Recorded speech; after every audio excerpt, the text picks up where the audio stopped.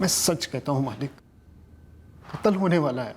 मुझे इसकी भनक तक नहीं थी। विवेक किसके कहने पर कर रहा था ये, और क्यों कर रहा था?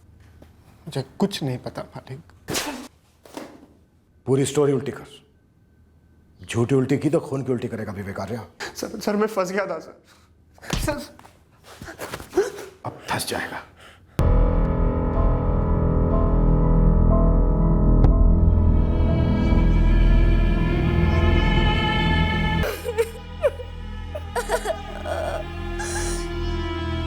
ये सुपारी किलर ललित सिंह अपनी मर्जी से तो दो मर्डर करेगा नहीं, वो भी एक गरीब आदमी और एक सिन्हा। इस वक्त हमारे पास क्या है? सर ड्राइवर गुड्डू चौबे और वो उल्टी कुमार विवेक आर्या। सर इस विवेक को उठवाकर उल्टी करवाते हैं। डेफिनेटली सिग्नल दिया गया होगा अटैक करने से पहले ललित सिंह को। स्पॉट भी तय होगा कि कहाँ रुकना है और अटैक के लिए कौन सी जगह से। सर हर्ष की असली मां माधुरी और उसके पति राजकुमार को भी रूल आउट नहीं करना चाहिए। और मोहन जी और शायद उनके बेटे सनी को भी, जो पेरिस में बैठा है। ये बच्चा हर्ष अपनी जिंदगी में खुश था, इसी का अडॉप्शन हुआ और इस तरह से मारा गया। ये प्लान चाइल्ड ट्रैफिकिंग माफिया का भी हो सकता है, पर जो भी है हमें मास्टरमाइंड और किलर दोनों को खुद निकालना है।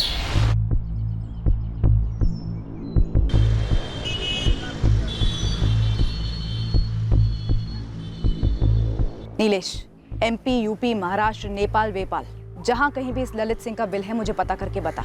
मैडम ये ललित सिंह खाली पेशेवर हत्यारा नहीं है, खानदानी भी। इसका बाप प्रमोद सिंह अपने ज़माने का बहुत नामचीन हिस्ट्री शीटर था। यहीं जबलपुर में रहती है इसकी पूरी फैमिली।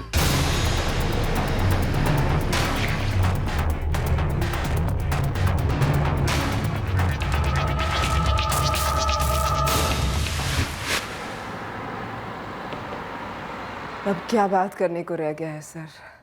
मेरे बेटे हर्ष को क्यों मारा? क्या मिला किसी को? शायद डील के पैसे नहीं मिले हों, इसलिए मर्डर हुआ हो। कोई ब्लडी डील नहीं था। एवरीथिंग, सब कुछ बिल्कुल लीगल था।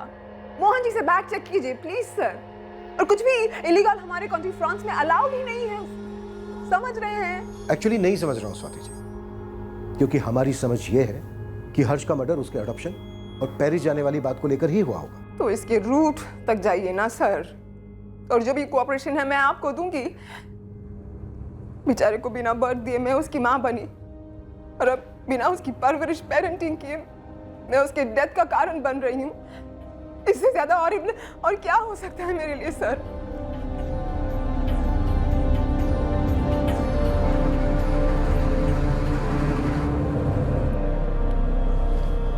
इतना स्ट्रेस मत लो स्वाति, पापा हैं वहां पे, सब संभाल लेंगे। लो पानी पियो।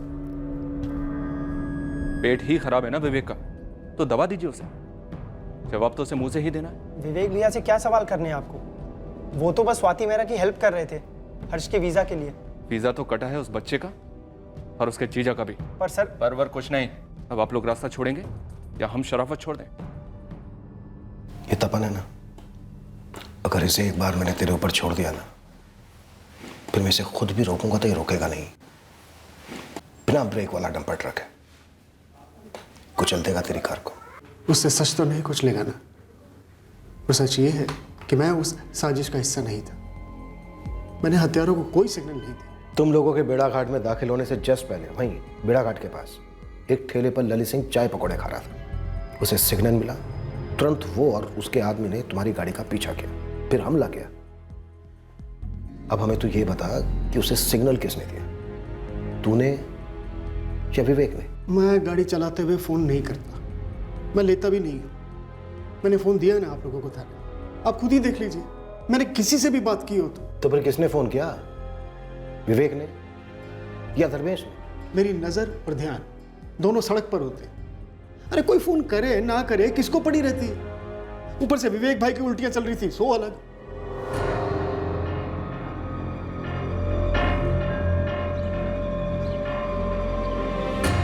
सर अभी मैं कैसे आऊं?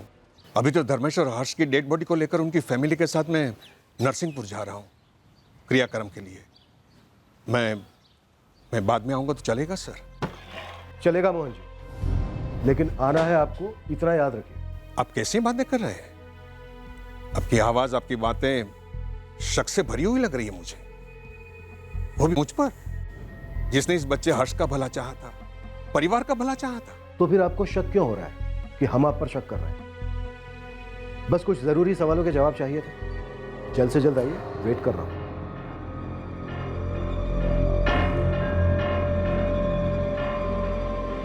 प्रीति, तो लोग मेरे साथ गाड़ी में चलो, एम्बुलेंस पीछे से आएगी।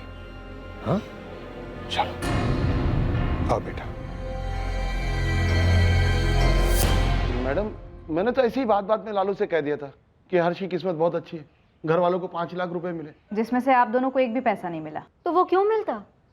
जो भी किया हर्ष और डिंपल के लिए किया, प्रीति और धर्मेश ने किया, इसका एहसास था हमें।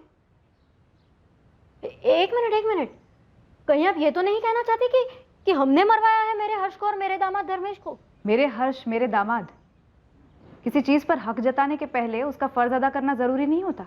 हक और फर्ज, ये दोनों मजबूरी के गुलाम है मैडम। हर्ष की किस्मत अच्छे के लिए पलटी, इसका मतलब ये नहीं कि हमारी नीयत बुरे के लिए पलटी। ऊपर से हमारी ये फटीचर हालत, खुद एक पान खाने की औकात नहीं है हमारी, तो किसी को मारने की सुपारी क्या खाक देंगे? हाँ, और ये सब करके हमें मिलता क्या? पैसा मिलता। इस सारे फसाद की जड़ उस आदमी ने आपको कितने पैसे दिए जिसने आपसे ये कांड करवाया? एक पैसा नहीं मिला है हमें। और पैसे ही निकलवाने होते तो आसान तरीका था, जब कागज पत्री बन रही थी तभी कह देते कि ना, इतने इतने लाख रुपए दो तभी दस्तखत करेंगे, क्योंकि हमारे दस्तखत के बिना वो विलायती मैम हर्ष को नहीं ले जा पाती। और हमने दस्तखत किए। मैंने खुद अपने दोनों बच्चों को कानूनन अपनी बड़ी बेटी प्रीति को सौंप दिया, ताकि मैं इनके साथ एक नई जिंदगी शुरू कर सकूं। तो कहीं प्रीति और धर्मेश ये दोनों कोई साजिश रच रहे थे? हद कर रही हैं आप मैडम। अब हम दोनों नहीं तो वो दोनों। तो फिर कौन? कोई है तो जरूर। हमको नहीं मालूम मैडम, इसके बाद का सारा व्यवहार विलायती मैम स्वाति से प्रीति और धर्मेश ने किया था। हम तो मोहन जी को भी नहीं जानते, वो प्रीति और धर्मेश ही लेके आए थे उनको। सर, क्वेश्चनिंग के वक्त ना तो माधुरी और ना ही उसका पति राजकुमार हड़बड़ाए हुए थे। मैंने तहसील ऑफिस में पता किया तो कागजात बाकायदा बनाए हुए हैं, कोई झोल नहीं है। और ये मोहन जी, इनकी पूरे बेड़ाघाट में काफी इज्जत है। तो फिर झोल का है? इस बच्चे और इसके जीजा को टारगेट क्यों बनाया गया? सर, एक जगह हो सकती है। सर ये देखिए, जून 2015 से अगस्त 2015 तक अडॉप्शन के लीगल पेपर्स बने ताकि उसमें कोई रोक ना आए। फिर सितंबर 2015 में स्वाति मेहरा पेरिस से यहाँ बेड़ाघाट आती है बाकी की फॉर्मेलिटीज पूरी करने के लिए। अब बनता है हर्ष का पासपोर्ट फरवरी 2016 में, यानी पूरे 6 महीने बाद। सर, आज के टाइम में पासपोर्ट तो यूं बनते हैं, और उसके वीज़ा का काम तो अभी तक यानी कि जून 2017 तक चल ही रहा था। जबकि ड्राइवर गुड्डू ने बताया कि वो लोग वीज़ा के सिलसिले में कम से कम 3 बार जबलपुर अप डाउन कर चुके हैं। सर, वीज़ा के लिए इतना टाइम किस लिए? क्या रुकावट हो सकती है? पॉइंट मंजू, मुझे लगता है कोई गेम खेल रहा है। एक तरफ पेरिस की स्वाति मेहरा, दूसरी तरफ हर्ष की फैमिली, शायद दोनों को भी मोहरा बना रहा हो। मुझे इस अडॉप्शन की लीगलिटी पर ही डाउट हो रहा है। मुझे लगता है इस अडॉप्शन के पर्दे के पीछे मकसद कुछ और ही है। गुड्डू की हम काफी धुलाई कर रहे हैं विवेक, और अब मुझे ऐसा लग रहा है बहुत जल्द तेरी बारी आने वाली है। किस लिए सर? मैं तो बस धर्मेश की हेल्प कर रहा था हर्ष के वीज़ा के लिए। लेकिन विवेक, फिर भी तेरी मदद के बावजूद 4 बार जबलपुर अप डाउन करना पड़ता है, जबकि आजकल वीज़ा प्रोसीजर मक्खन जितना आसान है। सर, अडॉप्शन केस है, फॉर्मेलिटीज अलग होती है। आप एक बार चेक तो कीजिए। वैसे ही फ्री फंड में मदद किस खुशी में की जा रही थी? सर, दोस्ती में, और सिर्फ दोस्ती में। सर, मैं खुद 5 महीने पहले तक पेरिस में काम कर रहा था, एक रेस्टोरेंट मैनेज कर रहा था, और सनी वहाँ अक्सर आया करता था। और विदेश में सर, जब एक इंडियन दूसरे इंडियन से मिलता है तो अच्छी दोस्ती हो जाती है।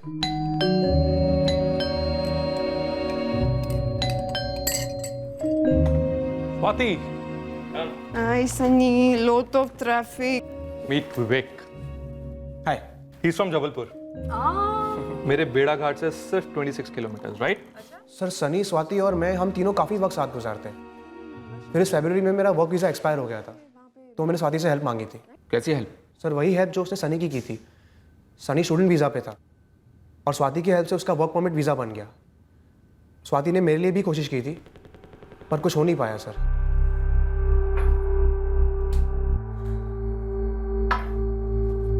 I'm sorry, विवेक।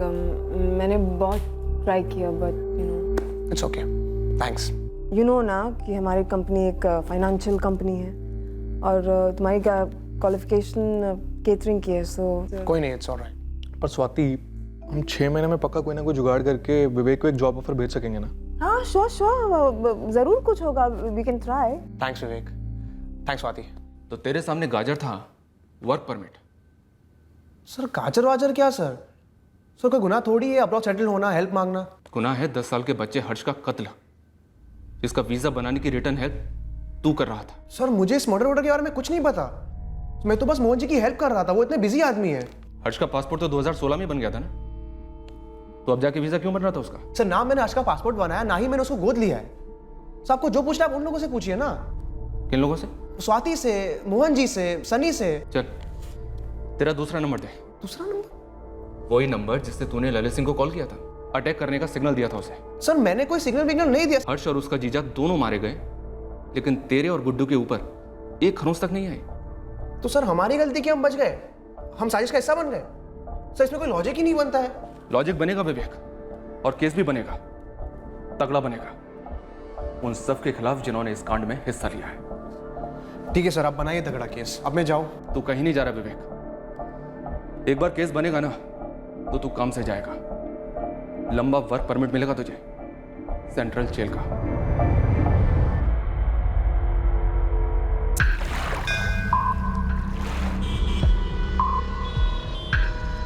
इस ललित सिंह की माँ यहीं जबलपुर में रहती है। बाप कहाँ है उसका? पता नहीं, बाप तो 6 साल पहले माँ से अलग हो गया। अच्छा तू एक काम कर, तू माँ का घर दिखा दे, बाकी का क्राइम ब्रांच वाले संभाल लेंगे।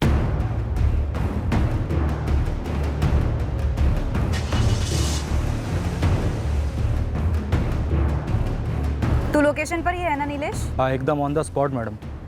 ये ललित की माँ भी मार्केट से घर लौट रही है। वहीं कील गाड़ कर खड़ा रहे, हम 20 मिनट में पहुंच रहे हैं।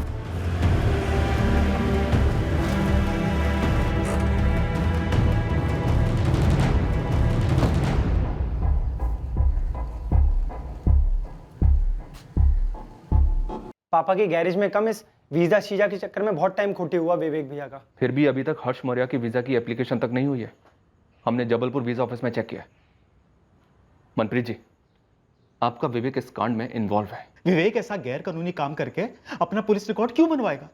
उसे तो अब्रॉड में जॉब करके वहां सेटल होना है, यही उसका सपना है। वो ऐसा गलत काम क्यों करेगा साहब? गलत काम नहीं करेगा, लेकिन करवा तो सकता है ना। हमने विवेक का यहां से लेकर पेरिस तक का पूरा चिट्ठा खोला है, और बहुत जल्द सारी कड़ियां मिल भी जाएंगे। बेहतर होगा कि आप लोग विवेक से बात कीजिए, उसे सरकारी गवाह बनने को समझाइए। मनप्रीत जी, यही आखिरी मौका है। 2 लोगों की बेरहमी से हत्या की गई थी, मामला बहुत सीरियस है। हर्ष तेरे पास ही रहता तो कम से कम जिंदा तो रहता, और तेरे पास वो खुश तो था ही। माँ इस गरीबी में शायद उसे कम खुशियां दे पा रही थी, यही सोच के दिल पे पत्थर रख के मैं तैयार हुई थी हर्ष को गोद देने के लिए। हर्ष के अच्छे भविष्य के लिए ही सोच रहे थे मैं और धर्मेश। और धर्मेश, ये मोहन भाई कौन है? मोहन भाई बेड़ाघाट के बहुत बड़े आदमी हैं। रतन दास जी सेठ है ना, उनके कोई दोस्त है, कल मिलने भी आने वाले। कोई विलायती मैम है जो हर्ष को गोद लेना चाहती है। डिम्पल को भी? नहीं, अभी तो सिर्फ हर्ष की बात हुई है। वो विलायती मैम किसी लड़के को ही गोद लेना चाहती है। मैं क्या कहूँ उनसे?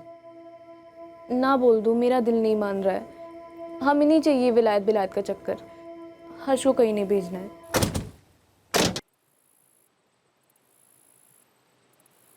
धर्मेश, तुझे पता है पेरिस कहाँ है? दुनिया का सबसे खूबसूरत शहर है। अस्पताल मुफ्त, पढ़ाई मुफ्त। अगर नौकरी गई ना तो गवर्नमेंट भत्ता देती है। प्रीति को समझा, उसका भाई साहब बनेगा, बड़ा साहब, और बाद में आप तीनों को थोड़ी ना भूलेगा। तुम तीनों को वहीं खींच के लेके जाएगा, निकालेगा खींच के, बाहर निकालेगा ये गरीबी के दलदल से। प्रीति रिश्ते से तो हर्ष की बहन है, लेकिन उसका जो दिल है ना, वो माँ का है। और अगर उसका दिल नहीं मानता तो नहीं मानता साहब। औरतों का दिल नरम ही होता है, पर तू दिमाग से काम ले, आगे की सोच।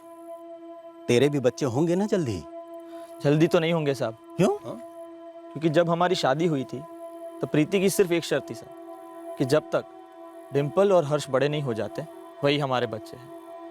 एक बार वो बड़े हो जाए, जिम्मेदार हो जाए, फिर ही हम हमारे बच्चे करेंगे। इससे बढ़िया मौका कहाँ मिलेगा?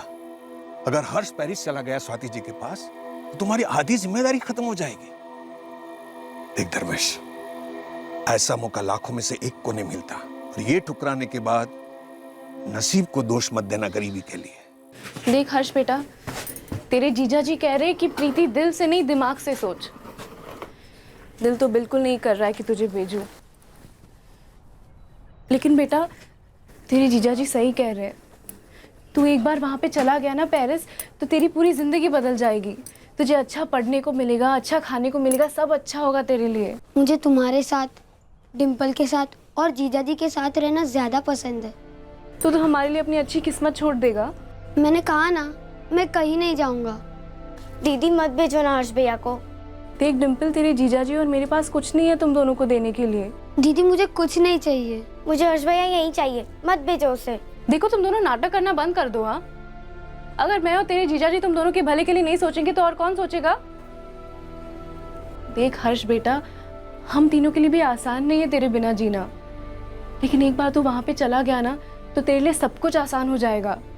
और फिर तू एक दिन डिम्पल को भी अपने पास ही बुलाएगा ना, है ना? लेकिन वो तो अभी भी अपने पास ही है ना, मत भेजो उसे। डिम्पल, तू नहीं चाहती कि तेरा भाई बड़ा आदमी बने, बड़ा अफसर बने? अरे गाड़ियों में घूमेगा ये वहां पे, और फिर एक दिन तेरा भाई अपनी प्यारी सी डिम्पल को भी लेके जाएगा ना अपने साथ। क्यों हर्ष? नहीं, मैं भाई को कहीं नहीं जाने दूंगी। देख बेटा, डिम्पल छोटी है, उसे समझ में नहीं आ रहा है कि ये मौका कितना बड़ा है तेरे लिए। लेकिन बेटा तू तो समझदार है ना, तुझे पता है ना कि मैं तेरे भले के लिए बोल रही हूँ। बेटा मान लेना मेरी बात।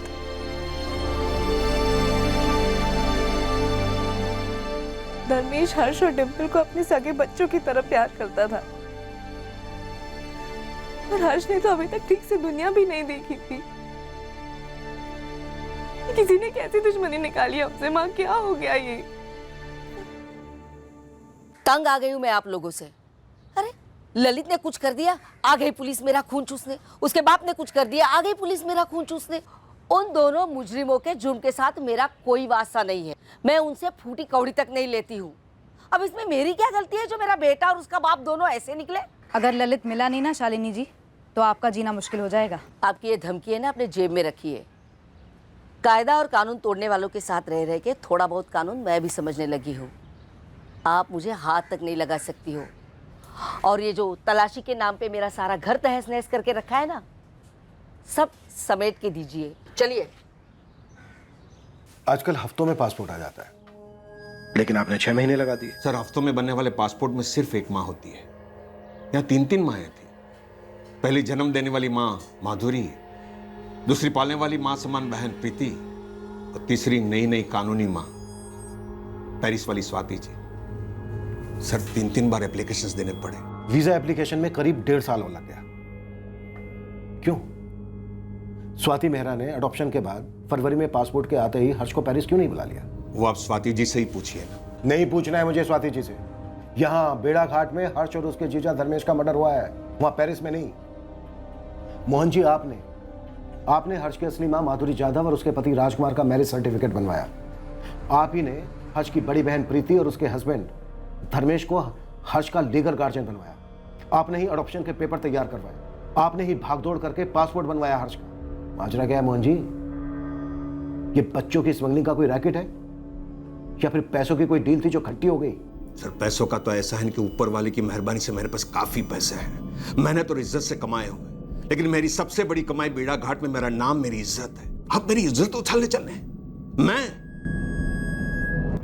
मैं मदद कर रहा था, मैं सोशल वर्क कर रहा था। लेकिन ललित सिंह सोशल वर्क नहीं करता मोहन जी, तगड़ी फीस लेता है लोगों को हेल्प करने की। और अगर ललित सिंह को हर्ष की किसी ने सुपारी दी थी तो उसे इस हत्याकांड से बड़ा फायदा हुआ होगा या फिर होने वाला है। कौन हो सकता है वो मोहन जी? सर, मैं नहीं हूं। आप पता करो, मेरी तरफ से कोई भी मदद लगेगी ना तो मैं जरूर दूंगा आपको। अगर आपको किसी पर शक करना होता तो आप किस पर करते? धर्मेश और प्रीति। हर्ष सोने की मुर्गी बन सकता था धर्मेश और प्रीति के लिए, रिटायरमेंट का प्लान बन सकता था। अब पता नहीं ये गवारों ने क्या सोचा होगा। लेकिन धर्मेश खुद भी तो मारा गया है। और प्रीति अपने छोटे भाई हर्ष को मरवाने में साथ क्यों देगी? ऐसा भी हो सकता नहीं कि धर्मेश ने अकेले ने प्लान बनाया हो, प्रीति को कुछ पता ही ना हो, अंधेरे में हो। और वो क्या नाम, ललित फलित, दोनों के बीच में अनबन हो। सब वो कहावत है ना, जहां 4 पैसे वहां 8 तलवारें।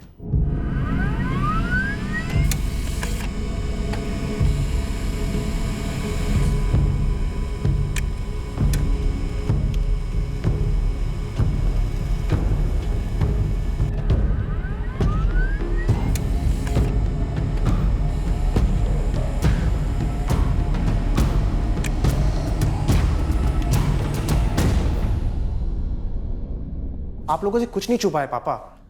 मैं सिर्फ फ्रांस के वीजा के लिए मगजमारी कर रहा था। विवेक भी, आप पेरिस में स्वाति जी को कॉल करो ना, उन्हें बताओ यहाँ पर क्या खेल खेला जा रहा है। अरे मैंने स्वाति से बात की थी, उनको समझ ही नहीं आ रहा है क्या हो रहा है। पुलिस को यह बात खटक रही है विवेक कि तू तो पेरिस में रहकर आया है, तुझे तो वीजा के बारे में सब कुछ मालूम है, फिर भी 4-4 बार ऊपर नीचे क्यों गया? पापा मैं अपना वीजा थोड़ी बनवा रहा था, देहाती गांव वाला था धर्मेश, कुछ समझता ही नहीं था ठीक से वो। कभी ये पेपर नहीं, कभी वो पेपर नहीं। और फ्रेंच कॉन्सुलेट वाले कितना स्ट्रिक्ट होते हैं आप जानते ही है ना। हम बस इतना जानते हैं कि ये सब जो हो रहा है ना, इसका बिल ये आप पे और उस ड्राइवर गुड्डू पर फाड़ना चाहते हैं पुलिस वाले। कोर्ट कानून नहीं है क्या? जब कुछ किया नहीं तो किस बात का बिल फाड़ेंगे ये लोग?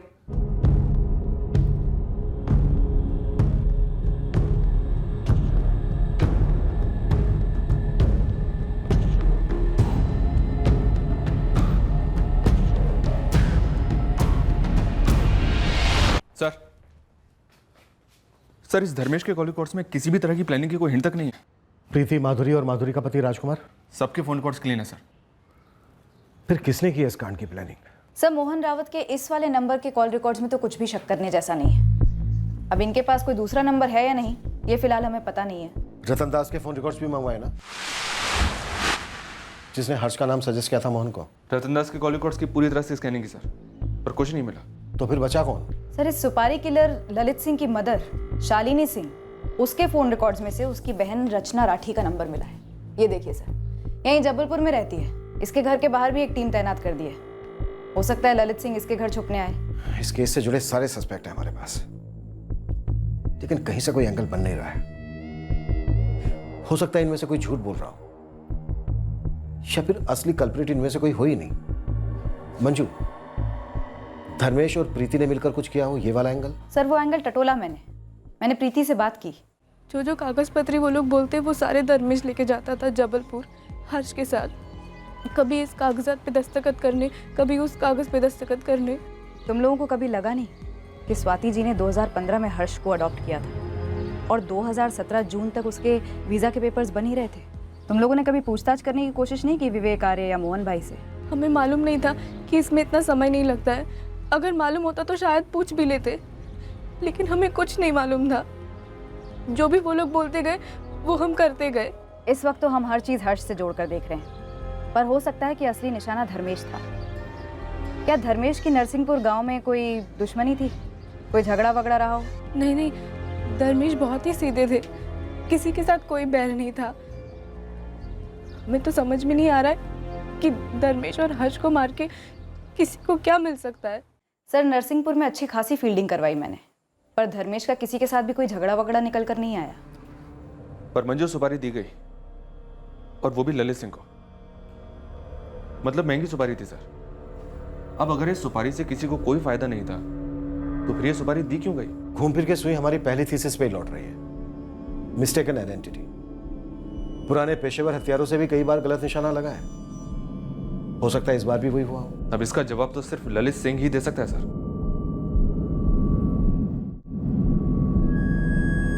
हम इस केस से जुड़े सारे संदिग्धों की बार बार इंटेरोगेशन करते रहे। या तो उनके बीच सांठगांठ इतनी तगड़ी थी कि कोई भी नहीं टूट रहा था, या फिर ये एक मिस्टेकन आइडेंटिटी का ही केस था। हम दावे के साथ कुछ नहीं कह पा रहे थे। हम सुपारी किलर ललित की मौसी रत्ना राठी को भी ट्रैक कर रहे थे। उधर पेरिस से हम पर स्वाति मेहरा का प्रेशर बढ़ रहा था, उसके नए नए गोद लिए बच्चे हर्ष के हत्यारों का पता लगाने। पर उसकी तरफ से भी कोई ठोस लीड नहीं मिल रही थी जो हर्ष और धर्मेश के हत्याकांड को क्रैक करा सके। हमारी कंफ्यूजन सिर्फ एक आदमी दूर कर सकता था, खुद ललित सिंह। ललित सिंह को धरने के लिए हमने पूरा जाल बिछा रखा था, बस इंतजार था उसके फंसने का।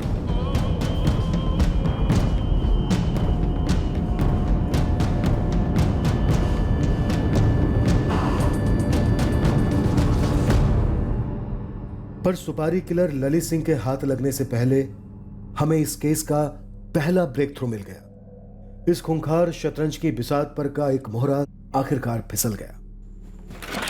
सर, गाड़ी का ड्राइवर गुड्डू टूट गया है, बोलता है बोलेगा। देर से पर दुरुस्त, देखते हैं कितना बोलता है।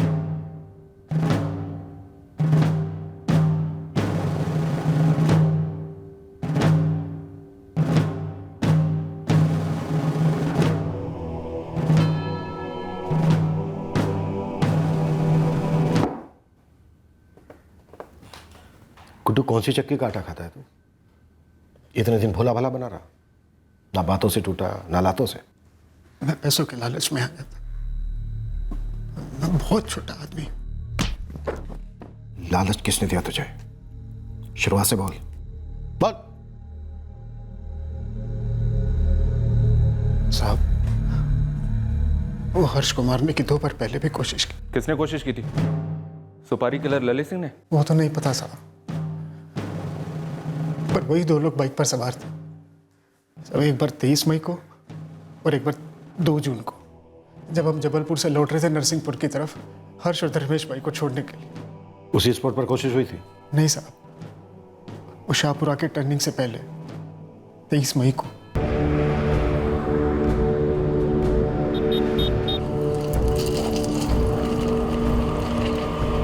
दूसरी बार नूनी बाईपास के पास 2 जून को।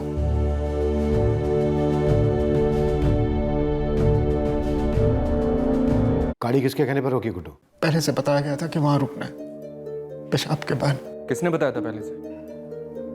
विवेक भाई ने। तो विवेक टूटा क्यों नहीं अब तक? मैं क्या जानूं मैडम, मुझे जैसा बताया गया मैंने हल्का होने के बहाने गाड़ी रोक दी। फिर विवेक भाई बाद में बोले, नहीं यहाँ नहीं है, अभी नहीं है। पूरी स्टोरी सुना गुड्डू। कब से प्लानिंग चल रही थी? हमारी ट्रैवल एजेंसी की सारी गाड़ियाँ वो विवेक भाई के पापा मनप्रीत सिंह जी की गैराज में सर्विस होने के लिए ही जाती। गुड्डू, नरसिंहपुर से जबलपुर आना है और रिटर्न नरसिंहपुर जाना है। अरे जब बोलो विवेक भाई, काम है, गाड़ी तो चलानी है। सिर्फ गाड़ी नहीं चलानी, बहुत बड़ा मौका है तगड़ा माल कमाने का, और मेरे साथ पार्टनरशिप का। कैसी पार्टनरशिप है भैया? 1 लाख मिलेंगे तुम्हें। 1 लाख? आराम से। करना क्या है मुझे? गाड़ी रोकना है जहाँ मैं बोलूँगा। हाँ, लेकिन कहाँ, क्यों? ऐसी जगह जो सुनसान हो, हल्का होने के बहाने गाड़ी रुकाना है। हाँ वो तो ठीक है, लेकिन आपने बताया नहीं विवेक भैया।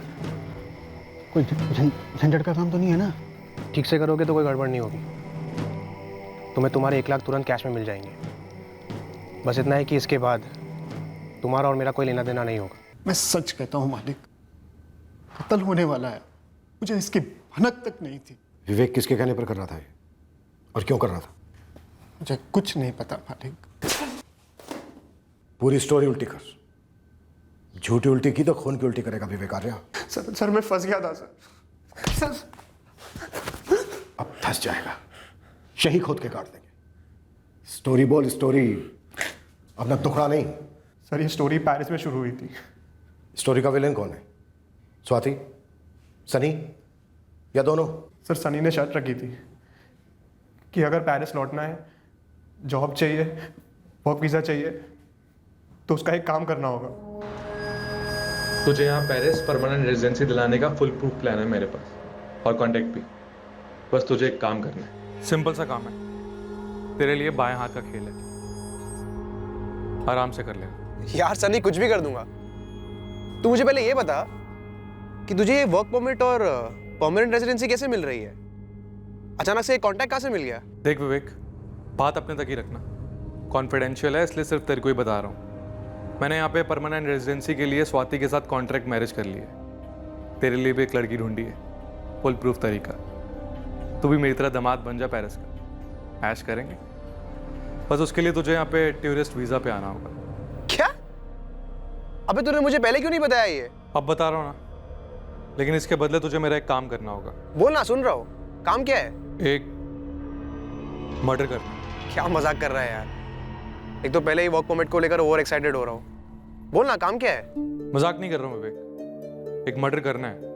इनफैक्ट तुझे नहीं करना है, सिर्फ करवाना है। किसका मर्डर और क्यों? इस काम के 6 लाख अलग से दूंगा। अब बोल। यार तुम मर्डर ऐसे बोल रहे जैसे खेत की मूली काट लाना हो। इनफैक्ट उससे भी आसान। तुझे काटना नहीं है, सिर्फ खेत में से मूली कटवानी है, वो भी छोटी वाली। और तूने हर्ष की सुपारी ललित सिंह को दी? जी सर। और ये ललित सिंह तुझे किसने दिया? कैलाश ने। कैलाश? कौन कैलाश?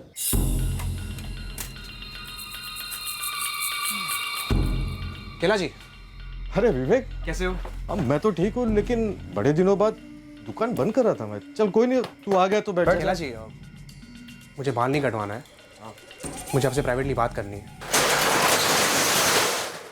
देख विवेक, तू अच्छा खासा पढ़ा लिखा इंसान है, फॉरेन रिटर्न है, हाँ, फिर ये मर्डर और सुपारी की बात क्यों? कैलाश जी, ये मर्डर मेरे लिए वीज़ा है पेरिस लौटने का, हमेशा हमेशा के लिए। अरे विवेक, मैं तुम दोनों भाइयों को बचपन से देखते आया हूँ हाफ पैंट में। तुम्हारे डैडी मेरे दोस्त है और गैरेज भी अच्छा खासा चल रहा है। तो दूसरे देश में क्यों नहीं चले जाता? क्यों ये सुपारी के लफड़े में पड़ रहा है? मुझे सिर्फ इतना बता दो कि कांटेक्ट किसको करना है। किसको मरवाना है? कैलाश जी, किसको कांटेक्ट करना है, कितने लगेंगे और आपका कट कितना होगा? मैं आपको 1 लाख दे सकता हूँ। ठीक है, 2 लाख, जल्दी बता दो। सिंह, ललित सिंह की दी हुई सुपारी कभी खाली नहीं जाती और सुपारी देने वाले का नाम कभी बाहर नहीं निकलता। बहुत कमीना है, रिकॉर्ड है उसका, लेकिन वो पैसा भी उसी तरह से लेता है। 6 लाख। 6 लाख? हाँ, फुल प्लेट का ही रेट लगता है। अपने यहाँ हाफ प्लेट वगैरह कोई सिस्टम नहीं है, समझा? ठीक है ललित भाई, मैं पार्टी से पूछता हूँ और कंफर्म करके ही फ़ोन करता हूँ। गर्लफ्रेंड नहीं हो जो फ़ोन करेगा, मेरे को कोई फ़ोन नहीं करता, आमने सामने मिलेंगे। सुपारी के लिए ललित सिंह को 6 लाख रुपए देने के लिए सनी मान गया? जी सर। 6 तुझे, 6 ललित सिंह को भी, और ड्राइवर गुड्डू को 1। सलून वाले कैलाश को ललित से इंट्रो करवाने के 2 लाख। टोटल हुए 15 लाख। ये 15 लाख पेरिस से भेजे गए सिर्फ हर्ष को मारने के लिए? सर, डील वहाँ पेरिस से हुई पर एडवांस यहीं से आया। ललित को सुपारी के 1 लाख मिले, कैलाश को 25,000, मेरा और गुड्डू का एडवांस अभी बाकी है सर। ये एडवांस यहाँ बेड़ा घाट में किसने दिया? सर, मोहन जी ने। मोहन? मोहन इस कांड को स्पॉन्सर कर रहा था। इसमें मोहन और उसके बेटे सनी को क्या मिलने वाला था? और वो पेरिस की स्वाति, वो स्वाति भी इसमें 100% इन्वॉल्व होगी? सर, जहाँ तक मुझे पता है ये मामला अडॉप्शन का था ही नहीं।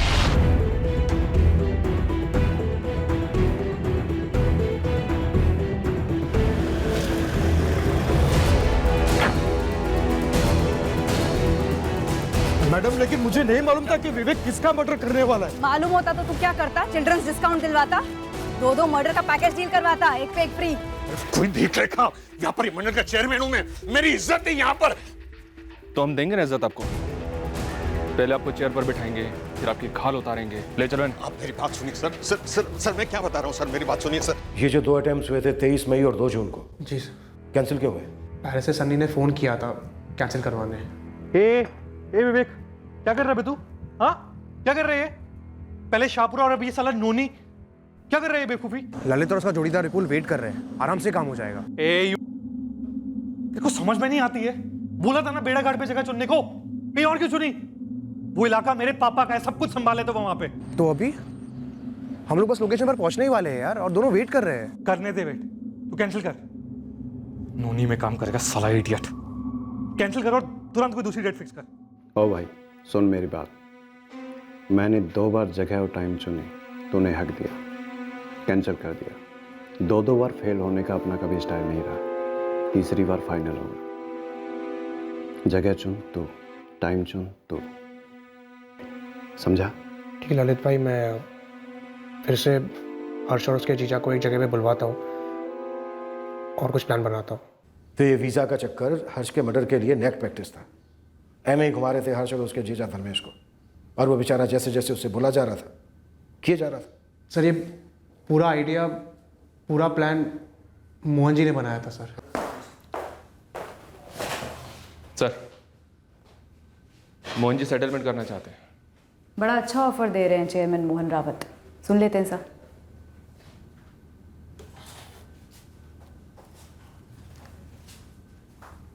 सर मैं क्या कहता हूं, हम लोग आगे की सोचते हैं। हर्ष और उसके जीजा के बारे में सोचने वाला कोई है नहीं। हम यहाँ हैं, आप लोग यहाँ पर हैं, और वो जो असली खिलाड़ी वो पेरिस में, जिसको आपको छू नहीं सकते हैं। आप एक फिगर बोलो, चाहिए तो आप अंदर अंदर डिस्कशन कर लो ना, लेकिन एक दिल खोल के फिगर बोलो जो मैं दिल खोल के दे सकूं। ये अडॉप्शन किस लिए था? नाटक था कोई, है ना? मेरे बेटे सनी और स्वाति जी ने मिलकर ये प्लानिंग बनाई थी सर। और यहाँ पर सारी सेटिंग तूने की? नहीं सर। तेरा वो दोस्त रतन दास श्रॉफ, वो भी शामिल था इस साजिश में? नहीं सर, उसने तो सिर्फ पहचान करवाई धर्मेश और प्रीति के साथ। 24 जून को हर्ष की मौत की खबर जब पेरिस गई होगी तो वहां पर खूब खुशी का माहौल हुआ होगा, है ना? हुआ होगा। धर्मेश बीच में आ गया, वरना प्लानिंग तो सिर्फ हर्ष को मारने की ही थी। ओके। सनी, सब कुछ ठीक से हुआ ना? सनी, तुम मुझे टेंशन दे रहे हो, प्लीज बोलो ना, सब ठीक से हुआ ना? अपना टारगेट हर्ष मारा गया और साथ में उसका जीजा धर्मेश भी। Thank you God. We are. It's time to party.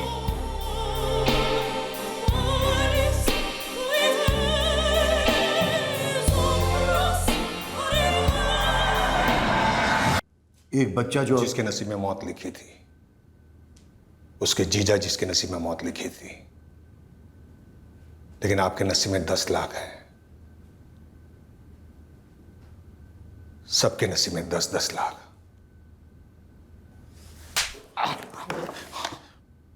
ये कोई पहला ऑफर तो है नहीं जो आपको मिला हो, और हर्ष कोई आखिरी बच्चा था नहीं जो इस दुनिया में से गया हो। कितने की लगाई और किसने लगाई?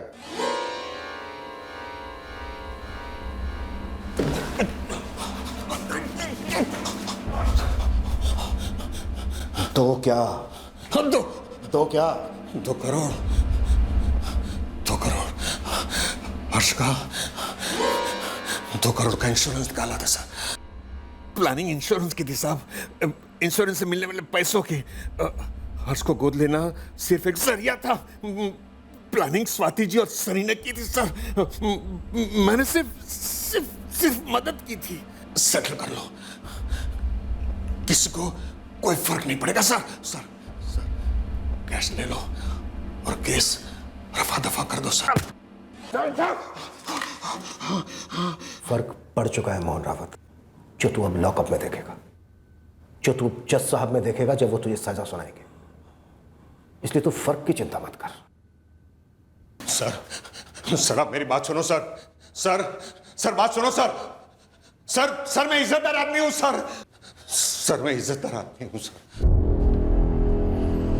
एक हफ्ते बाद हमें खबर मिली कि ललित सिंह उसकी मौसी के घर आया हुआ है जबलपुर में। जी? Crime branch. ललित सिंह कहाँ है? ललित वो साहब वो कौन है मौसी? मौसी नहीं बेटा, तेरा मौसा आया है।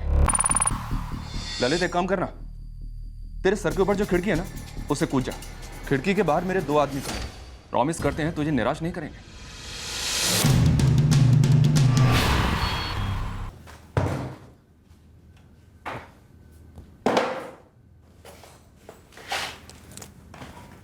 बड़ी कलाकारी दिखाई उस बच्चे और उसके जीजा पर। साड़ियां तड़ियां बाहर, क्या चाकू घुमाया है, और हमें भी घुमाया। सुपारी तो किया था साहब, वो उसका जीजा फीजा जो भी है वो तो बेकार में हीरो बन रहा था। अपने जोड़ीदार का नंबर दे दे, उसे भी मंगवा लेते हैं यहाँ, तेरी कंपनी भी हो जाएगी। ठीक है, बताता हूँ ना साहब, लेकिन वो मेरी बेल मत रुकने देना।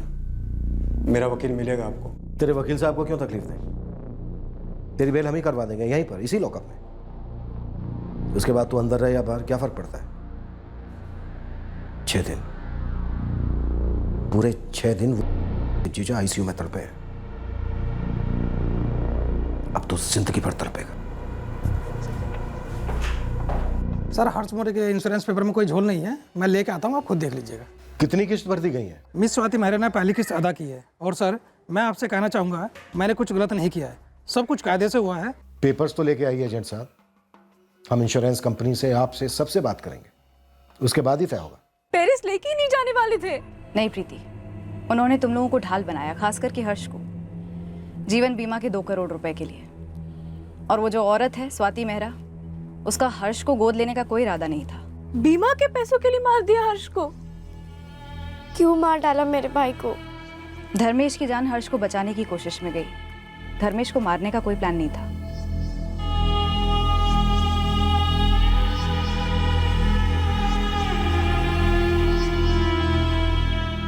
मनप्रीत जी, खुद विवेक ने हमें ये सब बताया। हमारे विवेक ने ऐसा किया? 6 लाख रुपए और पेरिस में जॉब, इसके लिए उसने 2 मासूमों को मरवा डाला।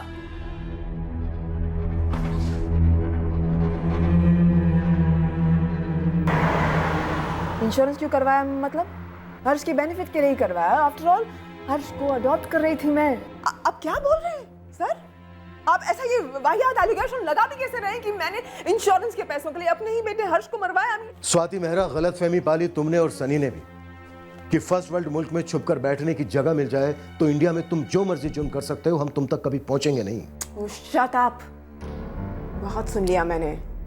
तुम्हारी ये थ्रेट्स, ये एलिगेशन मुझ पर असर नहीं करती। ऑलराइट, धमकियां मत दो मुझे। ये धमकी नहीं है, ये अगले कुछ दिनों का फोरकास्ट है तुम दोनों को।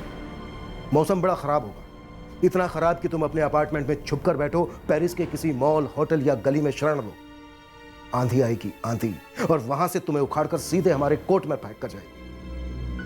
तुम्हारे डैड ने कहा था कि वो सब कुछ मैनेज कर लेंगे, वो ये पुलिस उनकी मुट्ठी में है। एकदम मुट्ठी छोटी पड़ गई है पापा की। ये सब उस इडियट साले विवेक की वजह से हुआ है। ये सच एन इडियट। तुम्हें लगता है कि वो यहाँ तक पहुँच पाएंगे? नो ना, आई मीन फ्रांस के लॉज और इंडिया के लॉज। हाँ, आप नहीं पहुंचेंगे और पापा भी बेल पर बाहर निकल ही लेंगे।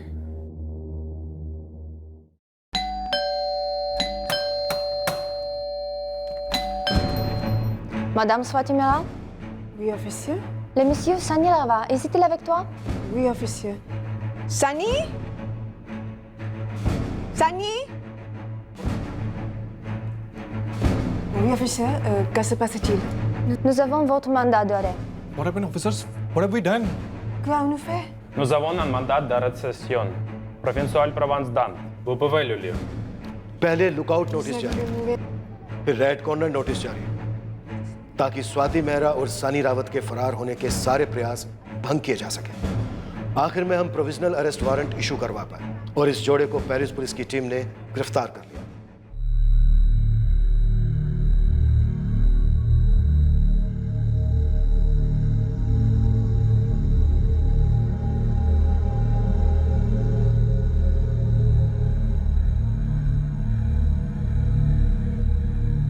हम इस केस को आखिरी पड़ाव तक लेकर ही जाएंगे। हम स्वाति मेहरा और सनी रावत के फ्रांस से इंडिया एक्सट्राडिशन के लिए पूरा जोर दे रहे हैं। हमें उम्मीद है यह जल्द से जल्द होना चाहिए। हमने इस निहायत ही घटिया और भयंकर षड्यंत्र को सफल होने नहीं दिया। हम अपनी देखरेख में ऐसा कभी होने भी नहीं देंगे। क्रिमिनल्स जब जुर्मिस्तान के पासपोर्ट पर सफर करने निकलते हैं, उन सबको एक बात साफ पता होनी चाहिए कि इस पासपोर्ट पर एक ही वीजा लगता है और वो है सजा का वीजा। इस पासपोर्ट और वीजा पर क्रिमिनल की हर उड़ान वाया लॉकअप, वाया अदालत, सीधे जेल को जाती है। मुजरिमों को यह समझ लेना चाहिए कि यह 1 वे फ्लाइट है और रिटर्न फ्लाइट के लिए सालों का वेटिंग पीरियड होता है। जय हिंद।